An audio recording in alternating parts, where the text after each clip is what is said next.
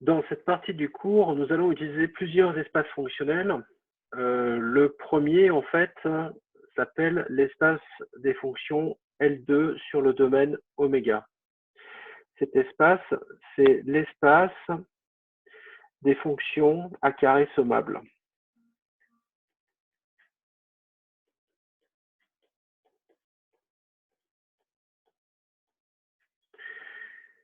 Donc, pour le définir, on va avoir besoin, donc cet espace, eh bien pour le définir, on va avoir besoin premièrement du domaine. Donc, oméga, en fait, c'est un domaine qui est inclus dans RD ou CD. Pour nous, en général, on va rester donc soit en dimension 1, 2 ou 3. Le bord de oméga sera toujours nommé des ronds oméga. Oméga est un domaine régulier et les fonctions qui vont agir dessus sont de classe C1 par morceau. La deuxième chose, nous allons définir également systématiquement sur cet espace un produit scalaire. Alors, il peut y en avoir plusieurs, mais le plus souvent, le produit scalaire que nous allons utiliser, c'est FG sur L2 qui va être égal à l'intégrale sur le domaine oméga de F de X, G de X, dx. Tout ça, bien sûr, pour F et G, éléments de l'espace considéré. La norme utilisée dans cet espace, on va la noter entre deux barres, norme de L2 sur oméga. Elle est définie par norme d'une fonction f qui est élément de oméga, norme de L2, ça va être égal à la racine carrée du produit scalaire de f par f, L2, et ça, donc, c'est égal à l'intégrale sur oméga de f carré de x dx, le tout exposant un demi. Donc, la façon de noter cet espace sera la suivante, c'est L2 de oméga, c'est un ensemble de fonctions qui partent de oméga vers R ou C, telles que la norme de F suivant L2 eh bien, soit toujours inférieure à plus l'infini, c'est-à-dire possède des valeurs finies. Donc ça, c'est ce qui caractérise totalement cet espace.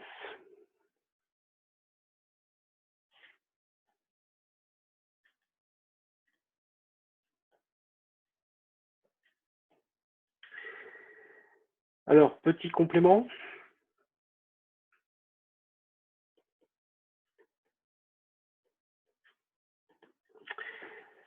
Si F et G appartiennent à cet espace, L2 de oméga, et que F et G sont tels que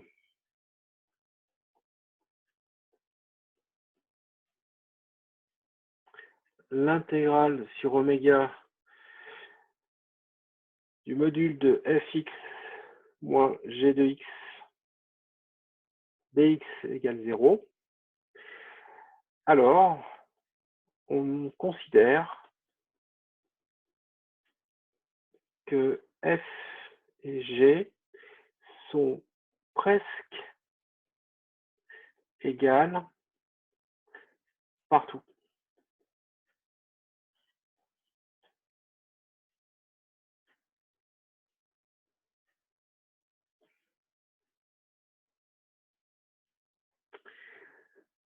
Enfin, pour terminer, l'espace L2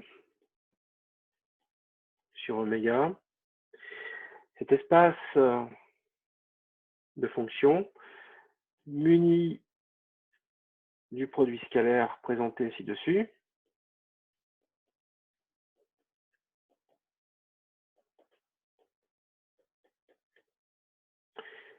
c'est un espace vectoriel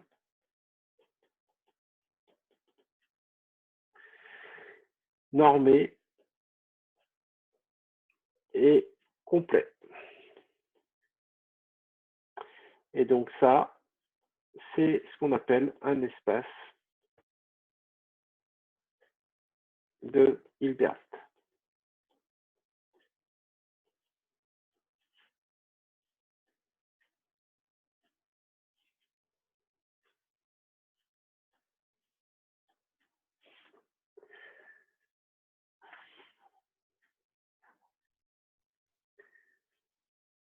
Nous allons maintenant regarder un autre espace. C'est l'espace des fonctions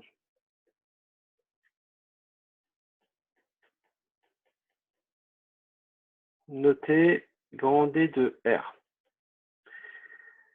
Cet espace-là,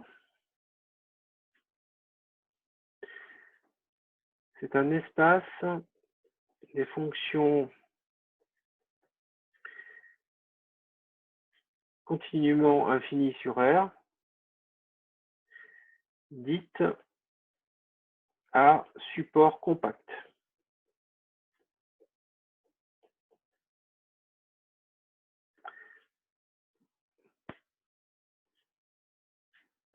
Alors, qu'est-ce que ça veut dire? Ça veut dire qu'il existe A inférieur à B de réel, tel que f de x est égal à 0 lorsque x est compris entre A et B.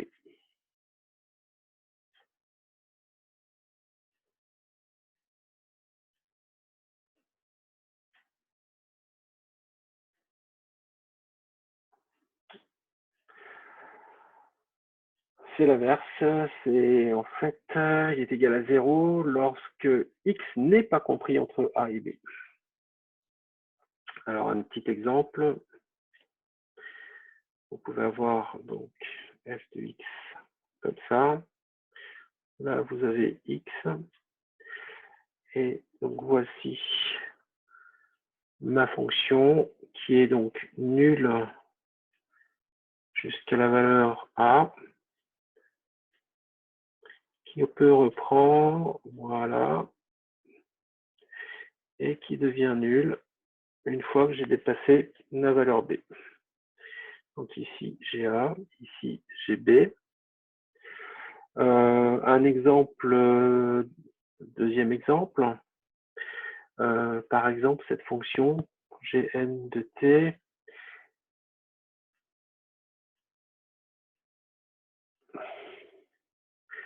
cette fonction Gn de t, donc qui est égale à Gh de t, pardon, qui est égale à 1 sur 2h si t est inclus dans l'ensemble moins h et g de h de t égale 0 sinon.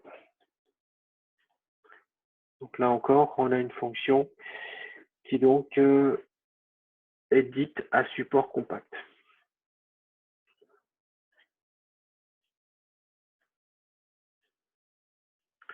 Nous allons voir un autre ensemble qui est l'ensemble des distributions.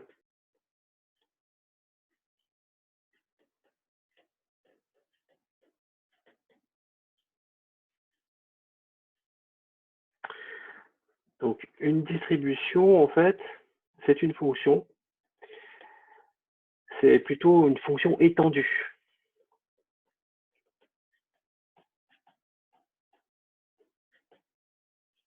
On va la noter grand T. Donc cette distribution notée T, c'est une application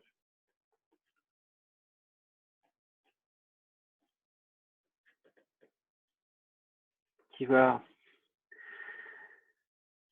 d'un support compact noté D de R dans R, qui est à la fois linéaire et continu.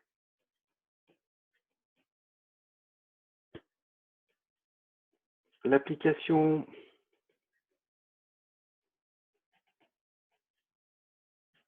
de la distribution T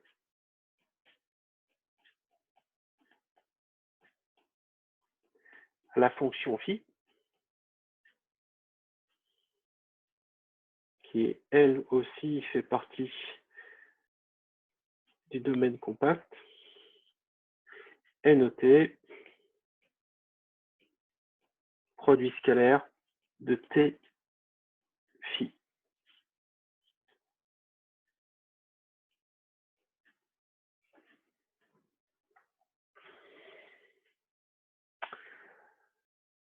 Voyons maintenant donc un autre espace de fonction, c'est l'espace noté L1 log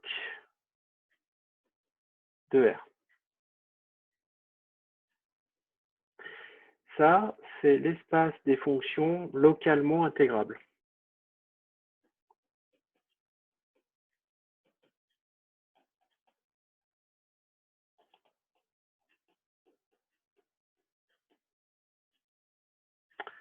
Donc ça veut dire qu'elles sont en fait intégrables sur tout domaine borné de R.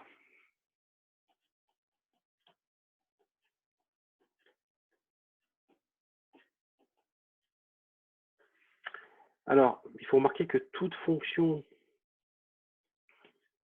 de cet espace, donc notez L1 log de R, permet de définir une distribution.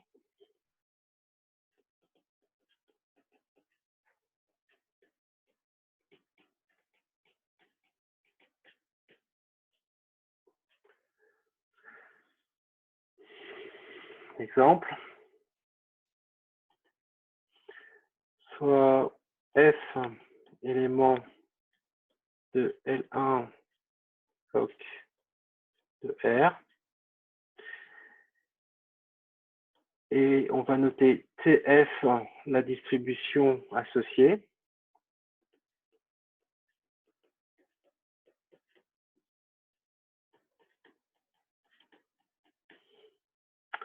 Eh bien, on a, quel que soit phi élément de D de R, TF phi, le scalaire TF phi, va toujours être égal à l'intégrale de moins l'infini à plus l'infini de f de t phi de t dt.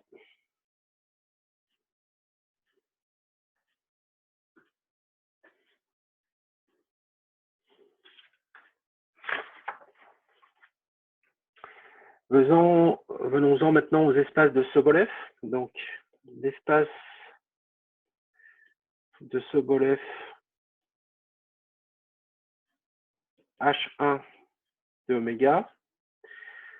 Alors, ce 1, en fait, signifie qu'en fait, c'est l'ordre 1, c'est-à-dire qu'on va ne s'occuper, en fait, que des dérivés de la fonction d'ordre 1. Donc, cet espace de Sobolev, sa définition, c'est la suivante.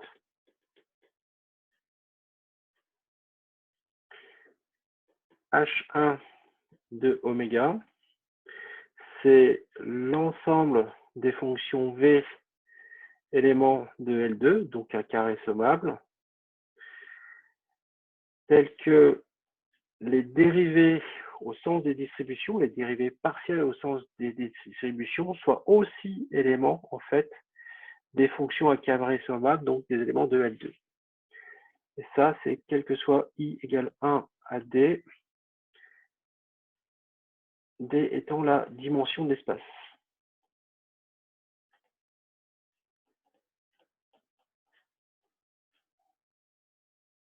Voilà, ça c'est H1. Alors ça, c'est une dérivée, ce qu'on appelle une dérivée faible, au sens des distributions.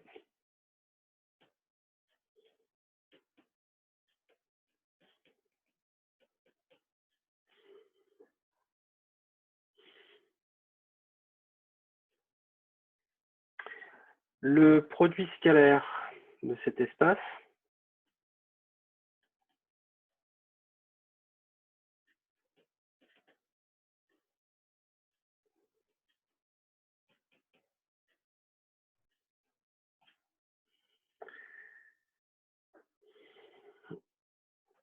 pour deux fonctions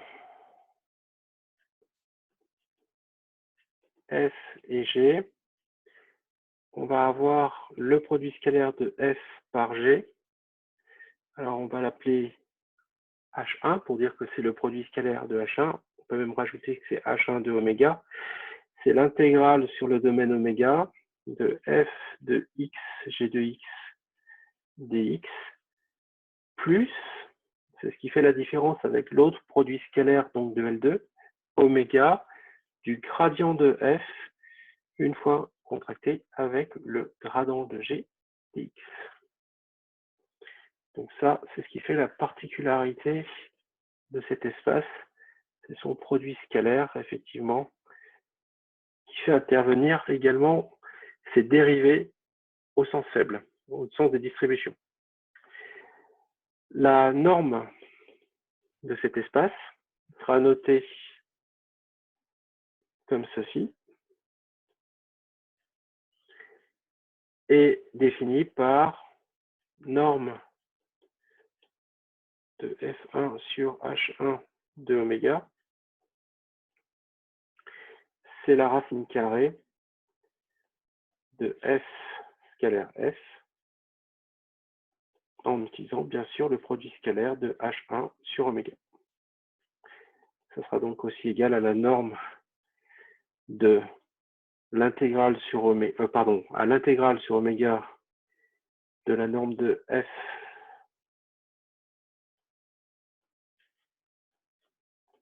au carré plus l'intégrale sur oméga de la norme du gradient de F. Alors c'est pas la norme, c'est le module au carré dx et le tout exposant un demi.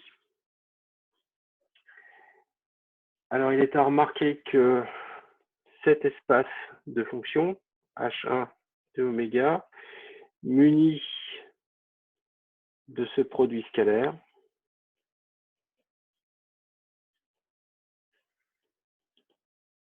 est un espace de Hilbert.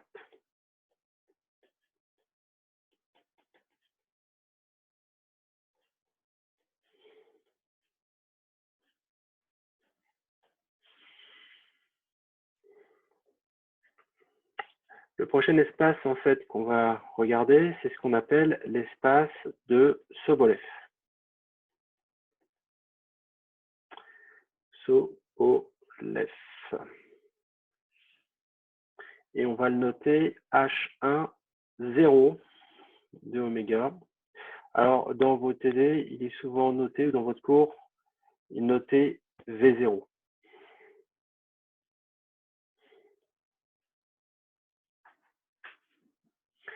Donc sa définition, la notation de cet espace est la suivante, c'est H1 0 de oméga. C'est l'ensemble des fonctions V qui sont bien sûr éléments de cet espace. Donc qui sont fonctions, qui sont éléments de H1 de oméga, mais avec un rajout. C'est-à-dire qu'il va falloir également que ces fonctions soient égales à 0 sur d rond oméga, c'est-à-dire le bord du domaine.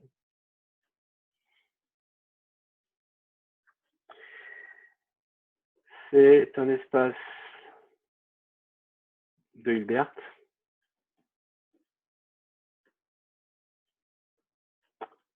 fermé dans H1 de oméga.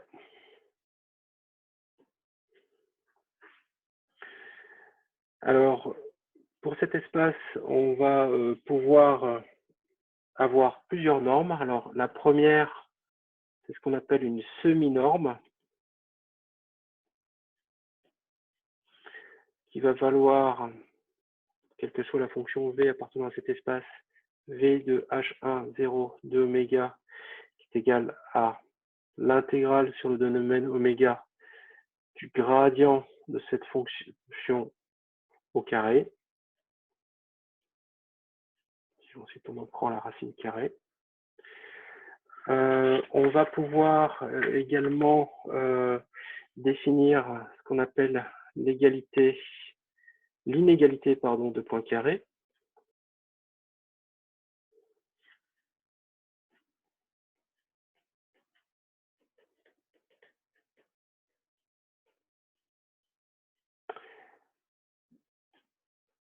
Donc, qui se définit dans cet espace-là. Alors, cette inégalité, elle nous dit quoi? Elle nous dit qu'il existe un réel CP tel que, quel que soit V élément de H1, 0 de oméga, on a l'intégrale sur oméga du module de V au carré dx inférieur ou égal à Cp intégrale de oméga du module du gradient de V au carré dx.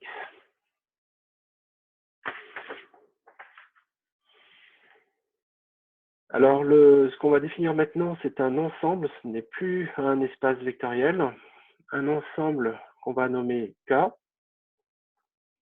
Et cet ensemble, en fait, sa définition est la suivante. K, c'est l'ensemble des fonctions éléments de H1, tels que V de x est égal à U d de x, donc une valeur donnée, sur le pourtour qu'on va appeler, enfin sur une partie de d oméga qu'on va appeler gamma d. Donc ça, c'est une partie en fait du pourtour de d oméga. Alors, cet ensemble n'est pas un espace vectoriel, donc ce n'est pas un espace de Wigbert.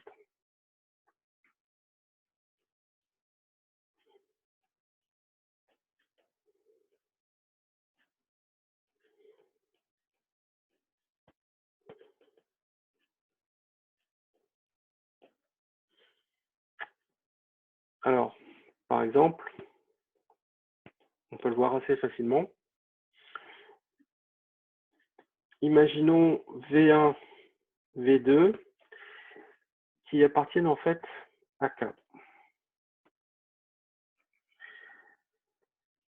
Tel que V1 de A est égal à DA, par exemple, et V2 de A est aussi, du coup, puisqu'il appartient à K, égal à DA. Eh bien, si vous faites V1 plus V2, si vous prenez cette fonction, ben, elle est telle que si vous calculez cette fonction sur le bord donc, sur lequel est défini K, eh bien V1, V2 de A va être égal à 2 fois dA. Et ça veut dire que cette fonction n'est pas élément de l'ensemble K. Donc K n'est pas un espace vectoriel.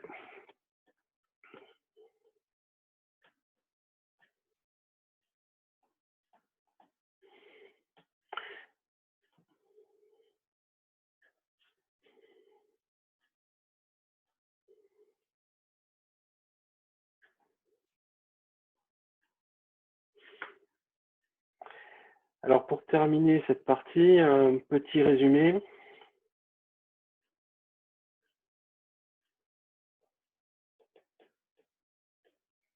Des normes que nous allons utiliser, à la fois dans les exercices de TD et dans le cours.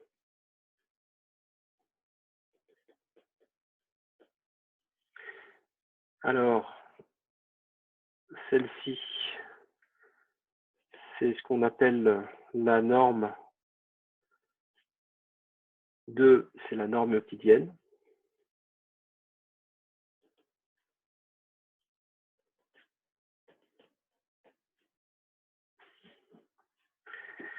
Alors, x, ça peut être, si par exemple, si x est un vecteur,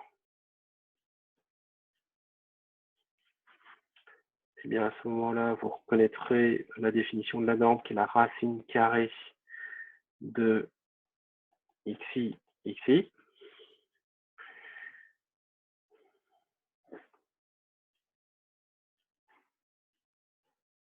Voilà.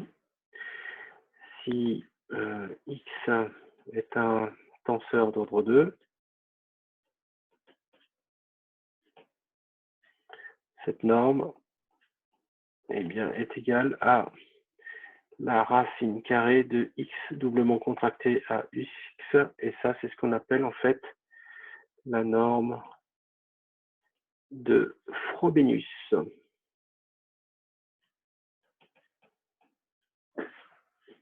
Alors ensuite on va voir donc la norme sur l'espace des fonctions L2 à carré sommable. Donc ça c'est la racine carrée du produit scalaire f par f L2 de oméga, c'est-à-dire l'intégrale sur oméga de la norme de f au carré plus l'intégrale sur oméga, pardon, excusez-moi, toc, toc, toc, exposant à demi. Ensuite, on a vu la norme de f qui cette fois-ci appartient à h1 de oméga. Et donc ça, cette norme-là, se note racine carrée de f par f sur h1 de oméga. Et ça, c'est égal à l'intégrale sur oméga de f carré plus l'intégrale sur oméga du gradient de f au carré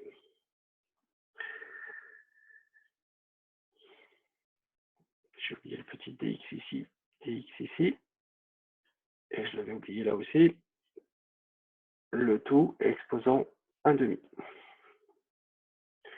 Et la dernière norme qui s'appelle la semi-norme, qui est définie donc dans H10 de oméga, c'est égal à l'intégrale sur oméga du gradient de f carré dx exposant 1/2. Fini.